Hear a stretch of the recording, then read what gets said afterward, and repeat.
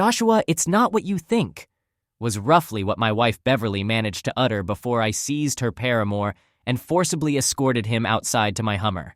It marked a day of unexpected revelations that significantly altered the course of my life. Today, I'm prepared to recount this tale. I go by Joshua, and I've been married to Beverly for a solid 18 years. Together, we've raised our 18-year-old daughter, Ruby, ensuring she lacked for nothing. My daughter has now embarked on her freshman year of college. I remain employed, and Beverly continues to oversee our household. Our story began when we were both 20, and just 2 months into our relationship, we received the unexpected news of Beverly's pregnancy. My reaction was surprisingly optimistic, although I was uncertain about the challenges ahead. Swiftly, I proposed to Beverly, and we exchanged vows. Times were undeniably tough. Neither of us possessed a formal education, and Beverly took on the role of managing our home. With Ruby's arrival, our financial situation took a further hit as I lost my job, leaving us without a source of income. To make ends meet, we had to resort to taking out a loan during this trying period. Our living conditions were cramped, to say the least, occupying a meager 15 square meter space within my parents' home, and we were uncertain about our future. By the time Ruby turned 4, my employment prospects improved, providing us with a more stable income. This positive turn enabled us to move out of my parents' place and secure a small yet comfortable home on the city's outskirts. In my pursuit of ensuring a better upbringing for Ruby, I sought additional employment, working long hours during the day at my primary job and dedicating my evenings to a secondary occupation. It proved to be a demanding period, and I'm relieved that we managed to overcome those challenges. I worked diligently during the day at my primary job, and in the evenings, I dedicated myself to my secondary employment. This phase was undeniably testing, but we eventually triumphed over it. We successfully cleared all our debts, acquired our house, and 2 years ago, I fulfilled my dream of purchasing a Hummer, a goal we had been diligently saving for. Moreover, we set aside funds for Ruby's college education. I made strides in my career, a feat I once considered unattainable without formal education. However, through hard work and displaying initiative, I garnered the support and encouragement of my superiors, eventually ascending to a high-ranking position. My current income adequately sustains our family. While we didn't lead an extravagant lifestyle, we secured everything essential, with the most crucial aspect being my daughter Ruby's well-being.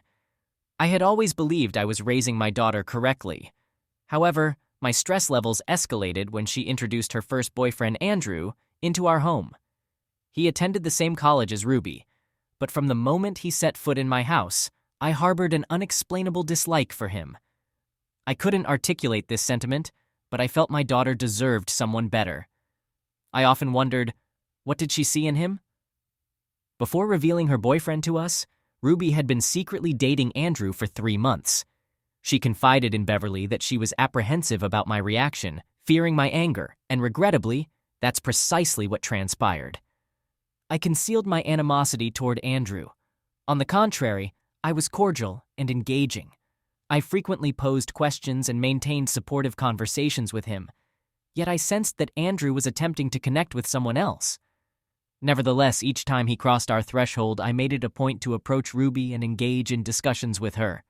One such conversation occurred the day preceding the event in question. "Dad, I'd rather not delve into this topic," she remarked. As soon as I opened the door, Ruby stated, "Andrew is an average guy." "I'm not seeking your viewpoint. I have a different perspective," I responded. "I'm not scolding you. I just can't comprehend what you see in him. He lacks any prospects, doesn't even hold a job, and I've heard he performs poorly in his studies, although that's essentially his only path to a better life," I remarked. "Dad, did you ever need reasons to love Mom?" Ruby countered. "I'm not implying that you did, but Mom believed in me and I felt assured. I had a passion back then, but sadly, I don't perceive that same drive in Andrew. That's because Mom got pregnant with me and you had to take action. You don't even have an education and you're discussing Andrew. We've been together for just 4 months. I'm not suggesting I want to spend my entire life with him. Perhaps I'll end things with him in a few days, but currently, everything about him suits me," Ruby said. "But Ruby, before I could continue," she interrupted, saying, "Enough, Dad. Drop the subject. I'm tired of it." "May I ask one last question?" All right, but I reserve the right not to respond if I dislike it, Ruby replied. Very well. Has anything happened between you and Andrew? I asked. Yes, and not just once. I'm 18 years old, so I make decisions about my body, Ruby declared, leaving me taken aback by her candid response. When did this occur? Why didn't you inform us? This is already the second question. We agreed on just one question, and besides, Mom is already aware, so that's enough, Dad. Good night. I need to prepare for exams, Ruby asserted, and I wished her a good night, departing feeling highly dissatisfied. Determined to uncover the truth, I proceeded directly to Beverly. Upon entering our bedroom, I found Beverly reclining on the bed, engrossed in a book. I shared the news without revealing my intentions. Honey, do you know what I just found out? What's wrong, dear? She asked playfully. I mentioned that our daughter had an intimate relationship with a guy named James, or Andrew, if I recall correctly. My wife replied, Yes, I know. Ruby told me, but she strongly asked you not to mention it. However, she confessed everything herself. In that moment, I forgot what I had initially wanted to say. Beverly's reaction irritated me. I couldn't fathom why she was defending Andrew. We ended up arguing and went to sleep in silence, turning away from each other.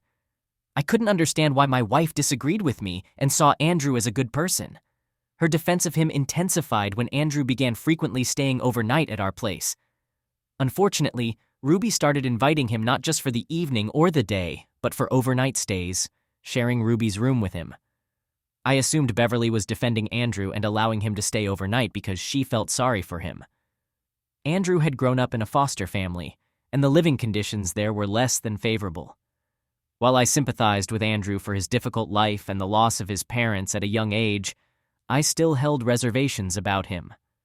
One evening, I arrived home late, around 11 p.m., and saw Andrew's sneakers on the doorstep when he shouldn't have been there at that hour. I had clearly set a rule that there should be no strangers in the house when I returned from work, usually by 8 p.m. As it was past that time, Andrew should have either left or been in the process of leaving. To my surprise, Beverly had allowed Andrew to stay without seeking my permission. Following that incident, we seemed to argue almost daily, primarily due to Andrew's presence. After unsuccessful conversations with my daughter and Beverly, I struggled to sleep. It felt as if my family was turning away from me, prioritizing a stranger in our home over my concerns and wishes. Whenever I returned home, there was always something to eat. However, on the days when Andrew stayed overnight, I'd arrive home to find leftovers because Andrew had a hearty appetite and often consumed my food. These little incidents were beginning to grate on my nerves. It had been a month since I discovered my daughter was dating Andrew, and he had already become a permanent resident in my house, partaking in my meals and pursuing a relationship with my daughter. The day following the argument with Beverly and Ruby, I went to work feeling down. Ruby was preparing for an exam and Beverly was managing household affairs. As I drove to work, I couldn't help but ponder. If I were to evict this guy from my house now, my wife and daughter would never forgive me. What should I do instead? I never found an answer to my question, but I started my workday with vigor. I completed all my morning tasks and readied myself for a meeting where I needed to present a new project. Richard, my boss, reminded me, Joshua, you haven't forgotten about our meeting in an hour and a half, have you? Is everything prepared? I reassured him, No, sir, I'm fully prepared. But suddenly, a realization struck me. I had left all the necessary documents at home. How could I have forgotten them? In a panic, I rushed to my assistant, informing her that I needed to leave for approximately 30 minutes and asked her to cover for me. She agreed, saying, Certainly, Mr. Joshua, I'll handle it. I sprinted to my car and sped toward home. While en route, I attempted to reach Beverly, hoping she could retrieve the documents from the living room and bring them to me quickly. Regrettably, she didn't answer her phone. I decided to call Ruby next, assuming she might already be at home. Dad, are you out of your mind?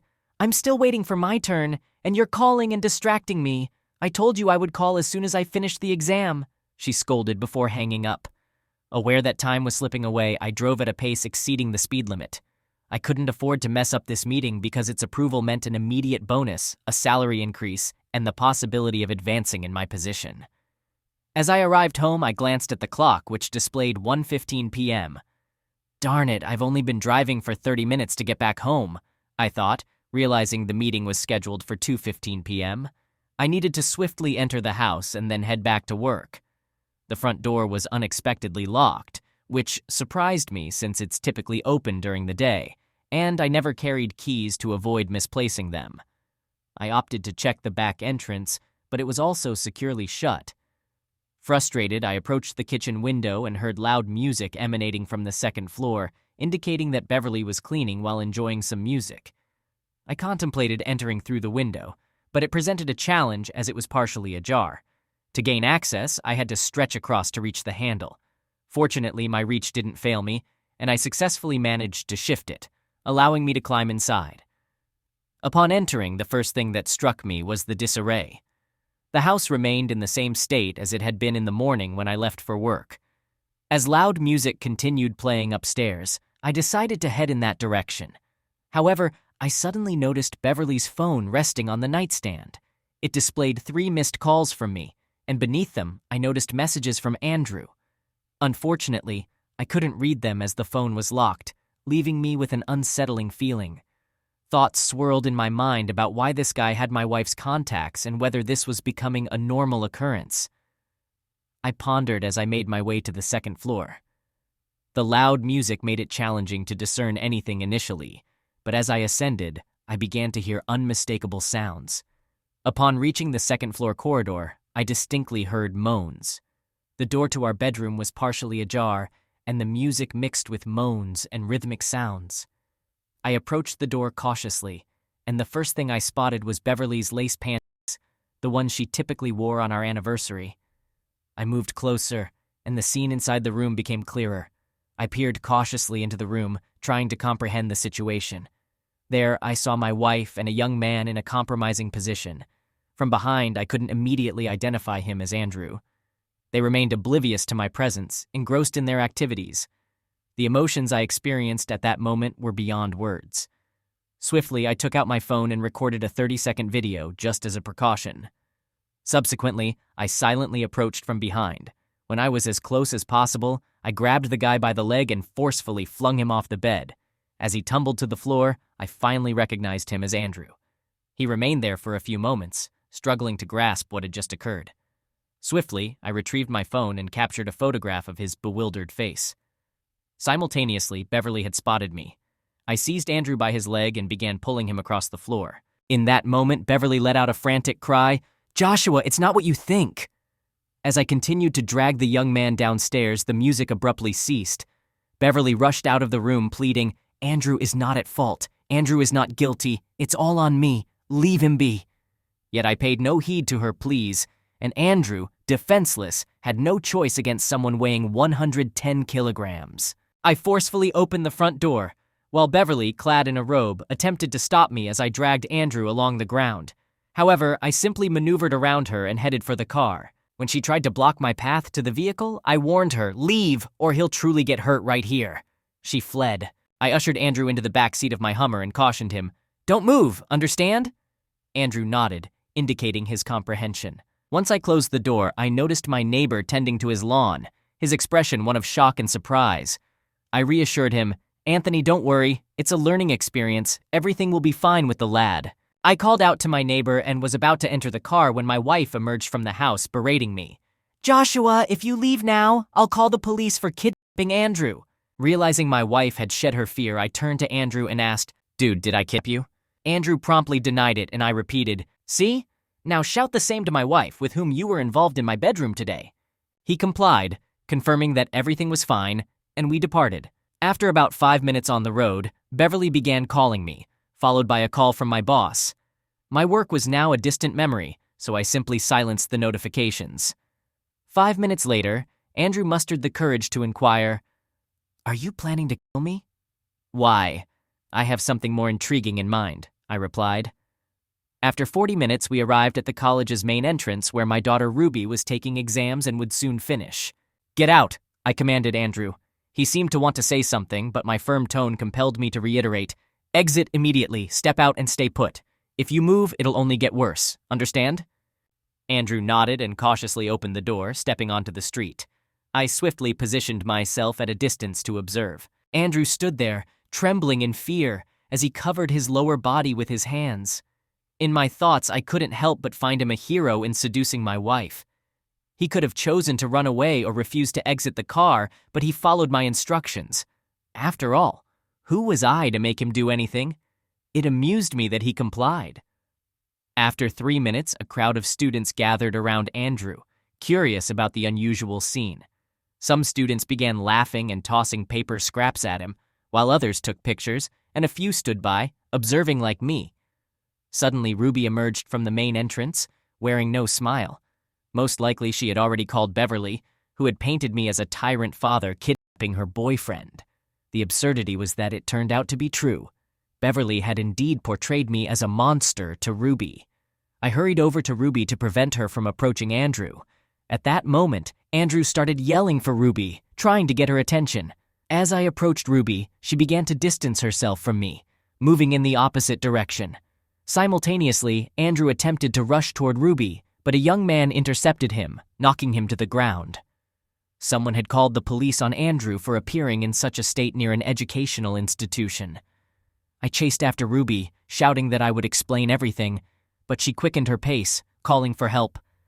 Eventually, she started running, desperately seeking assistance. I realized it was futile. Upon returning to the car, I noticed a police car where they were placing Andrew. A smirk crossed my face. Inside the car, I decided to re-enable notifications and noticed a message from Ruby. Never approach me again. There were over 6 missed calls from Beverly and a staggering 23 missed calls from my boss. This situation was dire. Feeling lost, I sought solace in a bar, where I remained until morning. My night began with beer and concluded with whiskey. I struck up a conversation with some guys at the bar and shared my story. They were initially incredulous, but when I showed them the photos, they were genuinely shocked. The following morning, I made the responsible decision not to drive and called a taxi to take me to a hostel. I spent 2 days there purchasing a pen and notebook and contemplated my next steps. I composed a brief message to my boss, explaining the situation. He seemed to grasp the situation and advised me to get in touch once everything settled, prompting me to power off my phone. On the second day, I finally devised a plan, carefully considering all potential risks. It was time to return home, with my primary objective being to maintain a good relationship with my daughter. I understood that she would initially oppose me, but I held out hope that over time, she would come to understand my perspective. However, my journey home took an unexpected turn. Just 500 meters away, the police pulled me over, and I was escorted to the police station. To my astonishment, Beverly had filed a report against me, alleging that I had broken into the house during the day, initiated violence against her, and subsequently abducted Andrew, forcing him to stand near the college under duress. What shocked me even more was Ruby's statement, echoing the same allegations. Initially, I was bewildered by these accusations, promptly demanding legal representation. On the same day, I submitted a detailed account of the actual events, attaching evidence such as video footage and photos. I clarified that Andrew had willingly accompanied me, and my neighbor, who happened to be watering his lawn at the time, corroborated this fact. He attested that Andrew displayed no resistance and heard no threats. Furthermore, my neighbor noted that I appeared calm, and he had never witnessed anything suspicious. While Andrew was placed under arrest, my statement was accepted. Later, Beverly and Ruby arrived accompanied by a lawyer. They had been summoned due to their conflicting testimonies, lacking any supporting evidence. Ruby avoided eye contact with me, while Beverly shot me a disdainful look, deeply hurting me to see my wife treating me this way. The lawyer informed me that Ruby was initially unaware of any connection between Beverly and Andrew, but this would come to light during the interrogations. As my lawyer had predicted, Ruby's viewpoint changed dramatically when she emerged into the hallway, embracing me tightly and offering apologies. She revealed that her mother had painted an entirely different narrative, and in her anger, Ruby had initially agreed to provide false testimony as a means of retribution. However, her stance quickly shifted upon viewing the incriminating photos. I harbored no ill will towards Ruby. I was simply relieved that she believed me. Several months later, our divorce was finalized in court, and we sold the house, dividing the proceeds between us. Beverly was obliged to compensate me significantly for her false accusations, Andrew was released, but he faced expulsion from college and had to leave due to the ridicule he endured when the truth emerged. My understanding boss rescheduled the hearings. During this period, I made amendments and enhancements to my work, presented it successfully, and received a bonus, double salary, and a well-deserved promotion. I downsized to a smaller house and settled for a more modest car. Ruby chose to remain in my life, at least until she completed her college studies, while Beverly moved in with her parents and sought employment to fulfill her compensation obligations. Understandably, Ruby had no desire to communicate with Beverly, a sentiment I fully supported. Overall, life gradually returned to normal. Looking back, I want every listener to comprehend that unexpected situations can arise in life, and one must be prepared to make difficult decisions. As for regret, do I have any about what transpired? For a while, yes, but now I realize it's a great opportunity for a fresh start. I allocate more time for myself, connect with Jim, and most importantly, I prioritize my daughter. I can confidently say that things are going well for me, and I hope my story holds valuable lessons for you, offering something important to take away. I wouldn't wish this on anyone, so I wish everyone the best of luck. All right, that was a fun story. Now let's move on to another exciting one. Stay tuned and let's dive in. Let's begin with the key individuals involved. Myself, my former spouse Pepper, the primary target for revenge, her boyfriend Steve, the secondary target for revenge, Steve's ex-wife Maria, my partner in the revenge plot, my daughter Sarah, and my friend Jason, my collaborator in the revenge scheme. Now that we have introduced the cast, let's delve into some contextual details. Pepper and I had a tumultuous marriage. Reflecting back, I realized that I was deeply in love with her, but it has become apparent that she was more drawn to the financial stability and convenience I offered. Prior to our marriage, she already had a son named Bob, who had a long-standing obsession with pills. And I had another son, whose name is inconsequential, whom I had full custody of. During our marriage, Sarah was born. I made sincere efforts to salvage our relationship, but eventually, the strain became insurmountable. We made the decision to separate, and due to the nature of my job, which required occasional travel, as well as my custody of my son, I relocated to my hometown in a different state. This move allowed my parents to assist me, and I retained an apartment in the town where Pepper and Sarah resided to maintain a strong connection with my daughter. During this period, I sought the assistance of my best friend Jason, who happens to be a lawyer with his own firm. I requested him to draft a child support agreement between Pepper and me. It's essential to clarify that this agreement exclusively addressed child support and did not encompass custody arrangements, visitation schedules, or any other related matters. Consequently, for approximately a year, our arrangement was as follows. I spent a month with Sarah while my parents looked after my other son, and then I dedicated a month to my son. Approximately 1 year later, I found it financially challenging to sustain 2 households, and Pepper expressed her desire to relocate to her hometown, which was in a different state, but closer to my location. Consequently, I relinquished the apartment, and she made the move. We continued in this revised arrangement for a couple more years.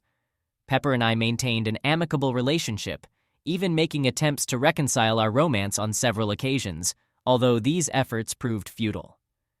Despite my enduring affection for her, we couldn't reach a consensus on critical matters such as our choice of residence. I compelled myself to move forward, prompting me to embark on new dating experiences.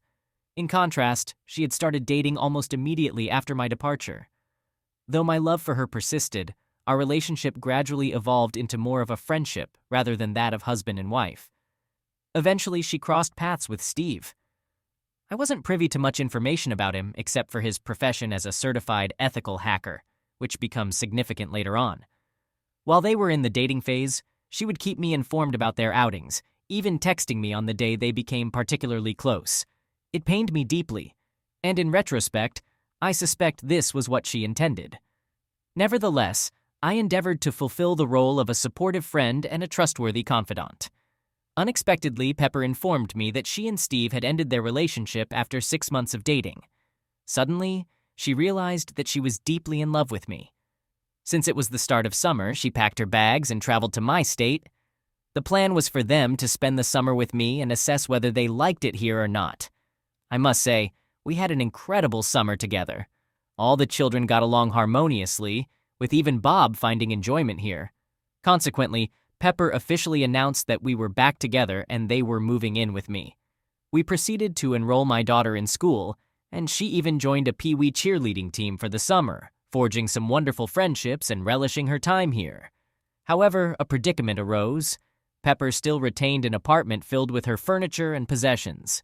I offered to use my truck and assist her in relocating everything, but she insisted that she and Bob could manage it themselves.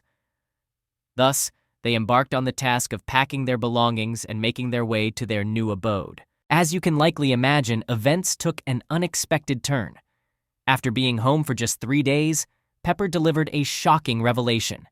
She firmly declared that she would not move under any circumstances and that she and Steve were deeply in love and planning to cohabit. To say I was devastated falls short of capturing the intensity of my emotions. I couldn't fathom why she had put me through this ordeal. What made matters worse was that she left it to me to convey the heart-wrenching news to Sarah. As I broke the news to her, the devastated expression on her face transformed my initial hurt into anger. Sarah eventually broke down and began pleading to remain with me, and in the process, she began revealing everything. She shared details about how her mom would depart with Steve for days, leaving Bob in charge. Sarah had to acquire the skill of cooking for herself when she was just 8 years old. This was because Bob would spend the family's money on pills and remain high most of the time. If Bob wasn't the one in charge, Pepper would entrust her niece, who had multiple felony convictions, to look after Sarah. Sarah also recounted her first encounter with Steve. He visited their home, barely offering a greeting, and then he and her mom vanished into the bedroom, engaging in loud intimacy. Sarah was outside the door, crying her eyes out, but they paid no attention to her and continued. It was through this distressing experience that my 8-year-old daughter became aware of such intimacy, and even after 7 years, she is still undergoing counseling to recover from these traumatic incidents. At this point, my initial anger has escalated into sheer rage. I promptly informed Pepper that there was absolutely no way Sarah was returning to that situation, and I was fully prepared to fiercely protect my daughter. In response, Pepper took immediate action and scheduled an emergency hearing in her state, with the intention of compelling Sarah to return. I had to act swiftly, but I successfully secured legal representation and, fortunately, easily won the hearing, despite Pepper arriving late and offering her disability as an excuse to the judge. The judge concurred that, given the absence of a custody agreement and the troubling allegations I had assembled, it was in Sarah's best interest to remain with me for the time being. I had won the initial battle, albeit briefly. Within an hour of the hearing, my inbox was inundated with phishing emails and text messages. I also started receiving requests for password resets and multi-factor authentication codes from my bank, Facebook, Reddit, and other accounts. I had no doubt that Steve was behind these malicious actions. The very next day, Jason phoned me with troubling news. His law firm's website, email, and phone systems had all been hacked. Given his obligation to report the incident to the court and his involvement in a relatively high-profile case, the FBI became involved. To say I was furious would be an understatement. These two individuals had not only upended my life, but had also harmed my daughter and sullied my lifelong friend's reputation. It was time for them to face the consequences, and I was resolute in ensuring they paid a steep price. I became a man on a mission, dedicating hours to scrutinizing the backgrounds of Steve and Pepper, scouring for any incriminating evidence. My efforts yielded significant results with Pepper. I unearthed social media posts of her frequently staying out late drinking, which coincided with Sarah's frequent absences and tardiness at school. I discovered numerous pictures of her engaged in enjoyable activities with 2 unfamiliar children. Additionally, I found neighbors who were willing to testify that Sarah had to plead for food because she was often left under the care of either Bob or the felon. I knew I possessed compelling evidence against Pepper. Conversely, Steve had implemented extra security measures to safeguard his accounts, making it challenging for me to uncover any incriminating information about him, which was driving me to frustration. Then it occurred to me to check his LinkedIn profile. My intuition proved correct. While there was limited information available on his profile, I stumbled upon Maria, his ex-wife, among his connections. I initiated contact with her, and she readily accepted my connection request. Maria and I quickly forged a strong friendship. She held a deep resentment toward Pepper, and rightfully so, as both of them had abandoned their children, mirroring my daughter's situation. Maria provided me with invaluable insights. To keep it concise, Maria and Steve had recently finalized their divorce.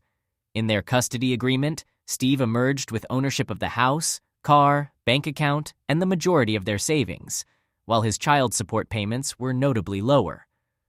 Maria willingly relinquished this financial advantage in exchange for maintaining control and ensuring her children's well-being. They had a comprehensive custody arrangement with stringent rules that Steve had to adhere to. Any violation of these rules would result in severe consequences for him. According to the agreement, he would be compelled to sell the house and share the proceeds with Maria. Moreover, his child support obligations would double, leading to his financial downfall. Interestingly, Steve had not blocked Maria on social media, and he frequently sent messages boasting about his supposedly superior life without her. Many of these messages even featured pictures of Pepper. Maria and I compared our discoveries, shared our evidence, and collaboratively devised a plan. Now, it was time for retribution. Initially, I joined forces with Jason, who promptly informed the FBI investigator about the hacking attempts I had experienced. We suspected that the same individual was behind these incidents. The investigator acted swiftly, reaching out to me.